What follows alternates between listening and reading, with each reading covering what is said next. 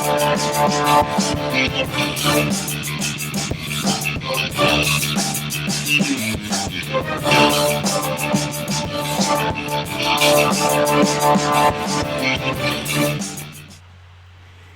Geeks, welcome to the episode of Geek Speak TV Live. I am your host, Patrick Estrada. Joining me is my co-host, Abigail Ames. How are you? I'm good, thanks. How are you guys doing? It's our first week back since post-election. Yep.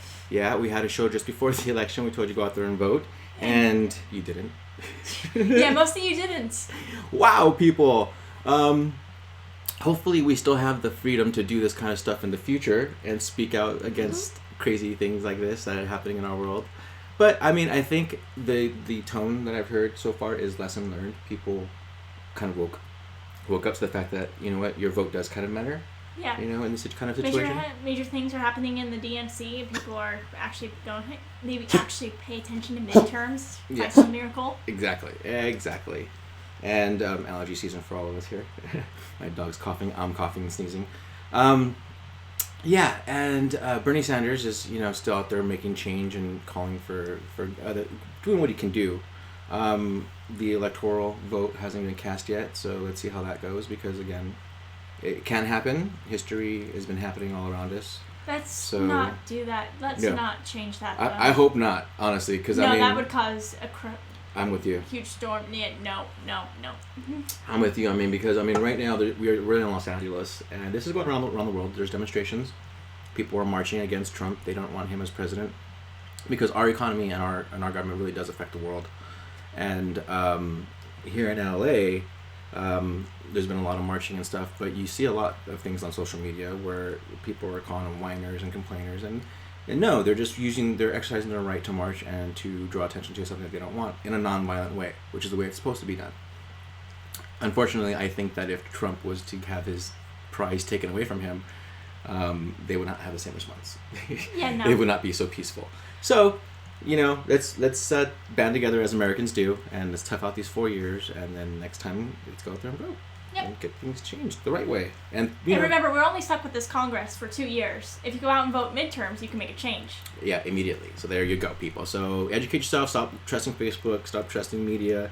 Even with the stuff we say, fact check it. Because even though we do our own fact checking, we could be wrong. So fact checking is on your own. I think that's what the other lesson that we learned. Don't trust your Facebook media. Or your friends, because they're idiots too. I love my friends, but you're all a bunch of idiots too. So I'm an idiot. You have to. One of those things, you just have to just triple check your facts and find out where your sources are coming from. And PolitiFact is usually a pretty good place to go when there's a big old rumor going around. There you go. Like, what's the other one? Snopes. Yeah. Yeah. Snopes, I go all the time now. If you see a meme or something that doesn't seem right, or something that just seems a little too incredible, check out Snopes. They do kind of like a debunking type of thing. So they'll try to debunk your. Wow, you're so professional. I know, right? I didn't turn your phone on silent. I got to put it on silent. It's live though. So now you guys know it's live. Whoever just texts me knows, like, hey, I'm watching you. Hi. That's what that message was. Like, hey. So we can geek. Besides that crazy nonsense chaos that went on. So let me see. We haven't missed much, have we? No, we haven't. Fantastic Beasts came out. That came out yesterday. Yeah. Some of you guys saw it on Thursday if you were lucky enough. I think IMAX at the 6:00 showing had a Newt Scamander wand. Darn my responsibilities. Yeah, I didn't know about it until after the fact. I got a text from Kyle, our editor-in-chief. It was like, hey, dude, I just missed the screening for the wand. I'm like, wait, what wand? Dude, what the heck, Kyle, if you're watching? But he found out about it late, too, so, Yeah, no, but, I think it's going for like $300 on eBay, too. Gosh. Crazy. But no, personally, I enjoyed the movie. I don't think the story was all that great. No? A little predictable. It was very predictable. But, this is written by JK Rowling, so, and there's 5 movies coming. Yeah, no, but otherwise, I liked the characters were relatable. The effects were, holy crap, the effects were great. And it was just a barrel of laughs. Everyone was dying at my screening. Me being the cool kid that I am, I went and saw it at the drive-in. because there's nothing like seeing a movie at the drive-in with your man's best friend. And in California, you know, we've got In-N-Out and all kinds of cool cannabis coolery. So I saw it like that in my sound system, which was pretty cool. And I enjoyed it, and I thought it was real funny and clever. The beasts were really imaginative. Like, I love Needler. That's his name? Needler? Yeah. Oh, so possible spoilers from this point on, just because we've been talking about characters and possible spoilers that might come out. So if you don't want to hear about this, you know, wait till the show is over, and then you can scrub past this, and then you'll get to the other stuff. So there's a lot of fun little connections with the actors in this movie, with Credence being played by the same guy who's going to be playing Flash. Ezra Miller. DC movie universe. Yeah, so in the Justice League and in Wonder Woman, Batman vs. Superman. So yeah, that's kind of cool. He's the Flash. And so really, like, I didn't recognize him at first. I'm like, wait a minute, that guy's face, and I had to look him up. I'm like, yeah, he is. And I'm looking forward to seeing him playing Flash, because he did an amazing job in this movie. And fashion is smashing in this movie. I loved the clothes in this movie. The costumes were great. I want some of those coats that those gentlemen were wearing. They were just so. I mean, they had some close-ups and the cuts in the back. I was like, ooh, that's hot. So definitely see a trend in fashion. This movie influencing some fashion trends. And the other thing was, I'm trying to remember the name of the guy who plays Newt. Do me a favor and remind me. Eddie Redmayne. Okay, well, he is being, rumor has it, unconfirmed rumor here, that he's being considered for the next Doctor. He looks like a doctor already. Yeah, no, but the mannerisms were perfect, and he reminds me of Matt Smith, which is kind of funny because Matt Smith was also considered to be playing Newt in the movie. It's like 6 Degrees of Kevin Bacon with Doctor Who. Yes. Love it. He did a great job charming, of course. I need to go back and read the Harry Potter books all over again, because there's a lot going on here, and then also Pottermore. I don't know if you guys have heard of Pottermore or not. Well, I haven't really been on there much since they changed everything. Okay, so Pottermore, if you guys don't know, JK Rowling started to write about other schools around the world. Brazil has one. America, which is Ilvermorny. Ilvermorny, yeah. And then you can be tested to see which house you are in Ilvermorny. Yeah, which is pretty cool because the Thunderbird is a house in Ilvermorny, which is really cool because that's like Native American folklore as well. Which she tried to tie that in, from what I understand. And it was pretty cool, and it's in the movie. I don't know if you guys tied that in together, if you've seen it or not, but yeah, the actual Thunderbird is in the movie. I was like, oh wow, that's so cool. So yeah, it did really well done on all fronts.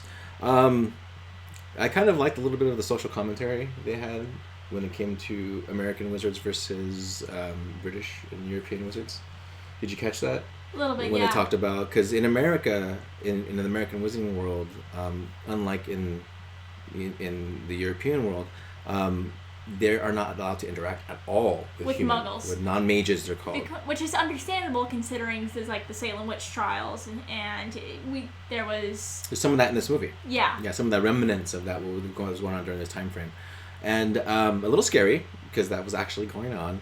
But then it also kind of just highlighted our prejudices that that they don't even they won't have relationships with them, so we don't create half wizards, so they're completely in secret and behind the scenes, which is kind of what a little bit of this movie is dealing with.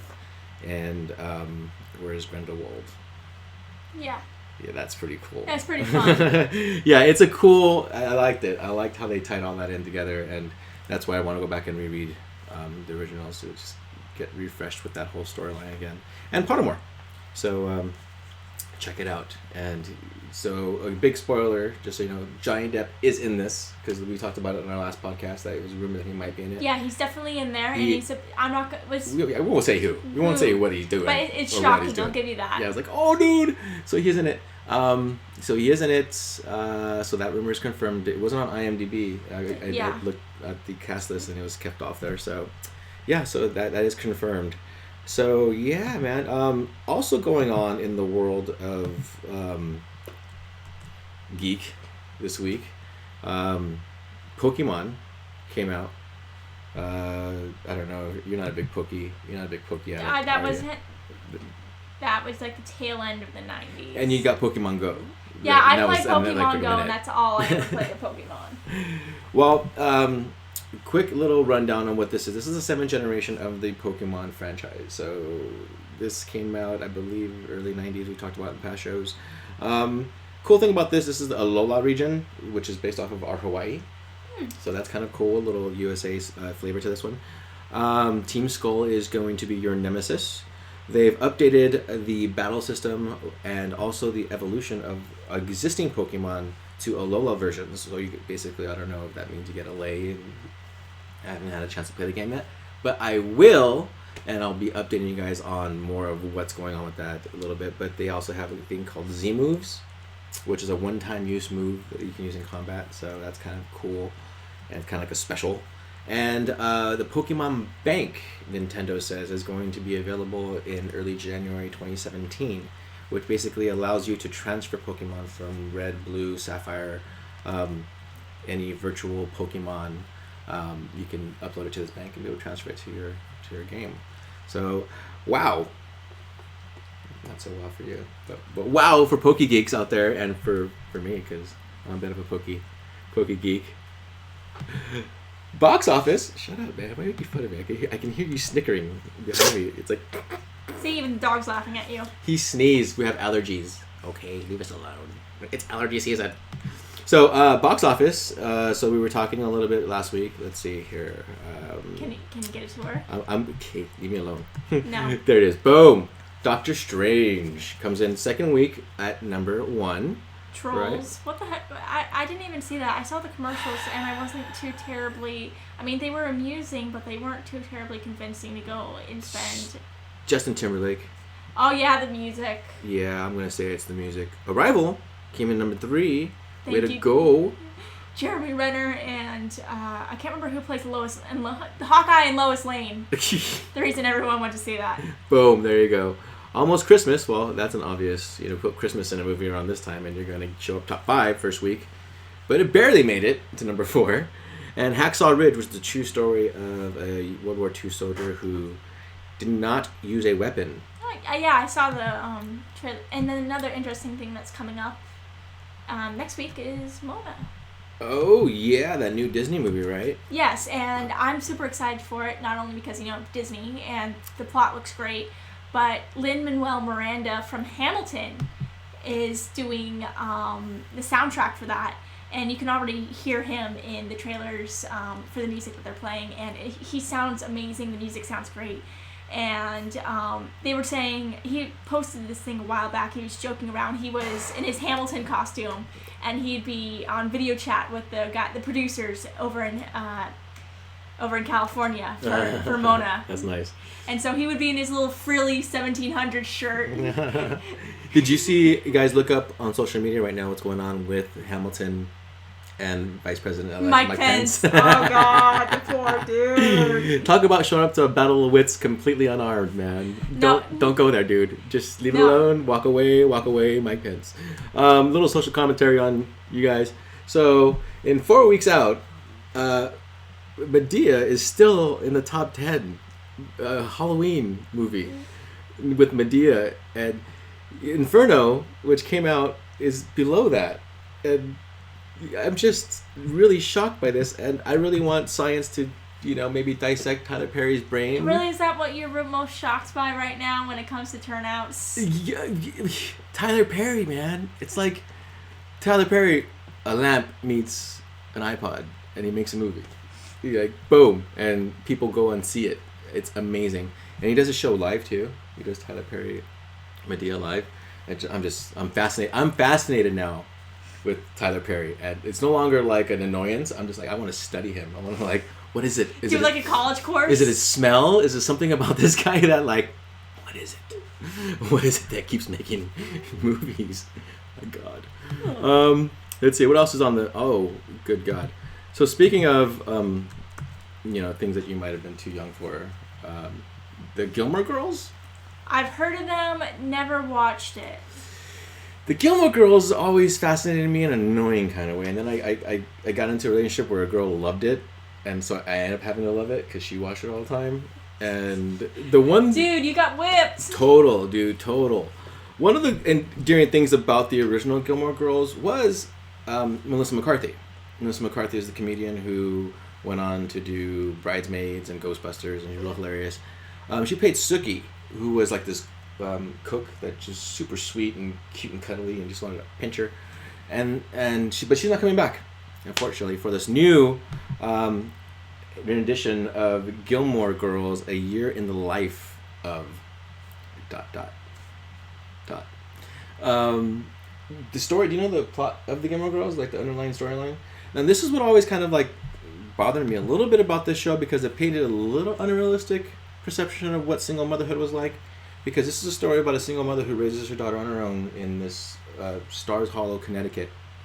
The reason why it's not really a single mother raising her, because the single mother is like the most popular girl in high school and part of the richest family in the world. So she's got a really rich family. So she kind of had a little easier go of it. You know, she fell in love with a bad boy on the motorcycle and all that stuff, got knocked up right out of high school, raised her kid on her own, ends up owning a bed and breakfast that's really successful.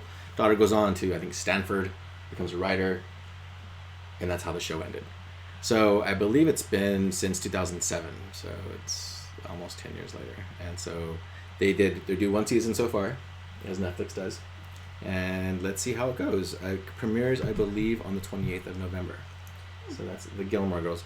Update on this new Gilmore Girls, though. Sally Struthers is in it. Yeah. I don't know if you've heard of her or not, but she was a big hit in the 80s, and then did all those like infomercials about how to save Ethiopian children. Wow, you're not only whipped by your girlfriend, you're getting bitten by your dog. My dog loves me. Shut up. It's okay. So, also on Netflix, one of my favorite movies.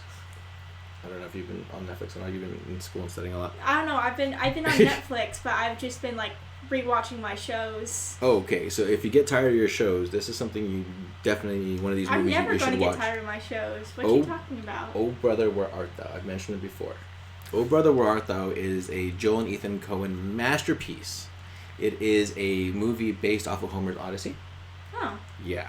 And it's a bit of a musical, so keep that in mind. So you start. There's a few moments of music in it, but it definitely goes with the storyline. It's not like, oh my God, they're singing again, or I'm walking to get some snuff. No, it's not like that. It's their actual songs that go with, because it's about a band of 3 escaped convicts off the chain gang back in the days when I think they used to break rocks for punishment, and George Clooney and John Turturro are 2 of those prison breaks. So it's a really well and an ensemble cast of individuals throughout the whole thing, and I love it. You should watch it again, and then you'll watch it probably 3rd or 4th time and download the soundtrack, because you'll love that too. So yeah, man. And dude, Thanksgiving is next week. Yep, I'm happy for the 2 whole days I have off. Nice. Now, if you're like me, and it's kind of a smaller deal. Like, we have dinner and then it's kind of like go home. But one of the big things that happens around Thanksgiving is Black Friday. Are you familiar with Black Friday? I always hear stories of people getting hurt and there being a lot of dumb buttery around it, so It happens, but you know what? Okay, if you don't like Black Friday, I mean, online shopping is one way, but when you show up to Black Friday, it's kind of like the midnight premiere of a movie. It's kind of like... Where people get trampled? Yeah. You do your scout. Now, see, the trampling situation is usually poor planning on the business end of things. I mean, people are dumb. Don't fight over stuff. I mean, honestly, the businesses have learned. They let Black Friday sales go on throughout the entirety until Christmas, and then a little bit after. So don't kill each other over stuff. You'll get your thing. And a lot of businesses have started giving out like rain checks and stuff like that if you don't get your item and you're there that day for that item to come back when they get a new shipment. And so don't kill each other over it. But BlackFridayDeals.com is a website you can go to, where you can kind of pre-scout all the stores to see what's available, who's going to be doing what kind of deals you're able to get. Yeah, and so I guess until Christmas, I'm going to try to do kind of like toy cool stuff to you might want to get for your kid or for yourself. kind of thing. I don't have a kid. Yeah, but I am a kid. So, one of the first things that I'm going to talk about is the air hogs. You might have saw this on the interwebs. It's a real thing, people. Okay, this is at Toys R Us. Okay, these are drones, actual physical drones, controlled, and yeah, the whole X-wing drone. X-wing drone. Goodness, look at the LEDs in the back, straight up. That's so cool. Light up like that. I'm gonna do a full-on product test. We'll do a video, show you guys what this is all about. I can't tell you how many of these things I had air hogs when I was younger, and I cannot tell you how many of these things I've destroyed. Okay, speaking about that, exceptionally well made. However, these blades exceptionally delicate. So when you're first learning to fly, make sure you have a nice little open space so you can crash into things. Don't do it near palm trees, because that's what I did. Don't do it near palm trees. Don't let it get stuck in things. Exceptionally powerful. The cool thing about this whole Star Wars line that they have, they also have a Death Star playset, which is a Death Star that floats independently on its own. The reason for that is because on the bottom of these little bad boys here, there's a laser, and there's an actual, here, you hold the X-Wing, here, let me get the controller, because on the controller here, there's these, it's like a PlayStation controller, and you got, you can shoot down things, other TIE fighters, other X-Wings, and the Death Star with this thing. So it's like laser tag with drones. Oh, I have R2-D2 on the top. Isn't it cute? And the model itself is like it's choice. And I'm not sure if you can see it, but it's like right here. They have a little R2-D2. It's adorable. I highly recommend this toy for your children. Probably going up ages 8 and up. I don't know what the recommended age is on the box. Who cares about that? The charge is about 15 minutes of flying time. These cool little things right here on this controller, just to save you some time if you guys are watching this and you get this like today, these adjust your drift. So if you first open it out of the box and it starts like going south, it should hover on its own right independently. So these help adjust all that other cool stuff. And like I said, I'll have a full-on product review and some video of me flying this thing, and hopefully we'll get a TIE fighter or maybe the Death Star and we'll do some battles. But that's cool for whole families. TIE fighter, X-Wing, Death Star action. And when you shoot them, they actually vibrate in the air 3 times and they fall and gently land on the ground. So yeah, so air hogs, Star Wars. And they also have this one, the independent fighters are, I believe, $79. The playset's $124 for the Death Star, and it comes with an X-Wing. And then they have a speeder bike that only hovers about 2 or 3 feet off the ground. That one, I believe, retails for like $150. So there you go. Those are some Christmas ideas for you guys. If you guys want to go spoil your brats or yourself and get yourself something cool and be the envy of all the geeks. I'm sorry, I can only see dorm rooms like having giant master X-Wing fights. It's a possibility, man. It can really happen. And I wonder what the interference is like when you get multiple ones. Well, the video on YouTube, you guys can look it up. Look up the X-Wing air hogs fight. It was a Japanese video when they first launched these things. There were multiple, like 3 or 4 X-Wings and 3 or 4 TIE fighters are flying up in the air. So I'm assuming you can fly multiple with your pals and get a whole rogue squadron going. This thing is going to be crazy after. Rogue One opens in a month, by the way. Yep. Don't forget about that. And also Assassin's Creed, I think, comes after that. Michael Fassbender, which I'm actually... Are you excited about that? I am hesitant because video game movies have a habit of being horrible, but I have hope because it looks really good so far. Can we think of one video game movie that's been good?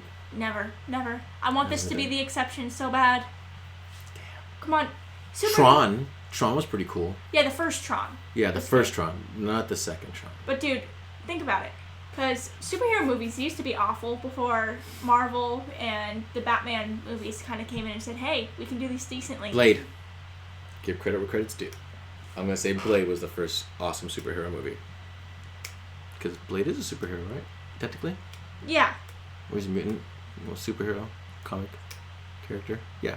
I'll give it to Blade. Blade, guess what? Will you stop flicking my Blade? Well, that pretty much does it for us for this week on Geek Speak TV. We will be here next week with more Week in Geek for you guys. Anything else you want to add before we go? Stay on target. Stay on target. Bye. Bye. Subscribe to our channel. See you guys later.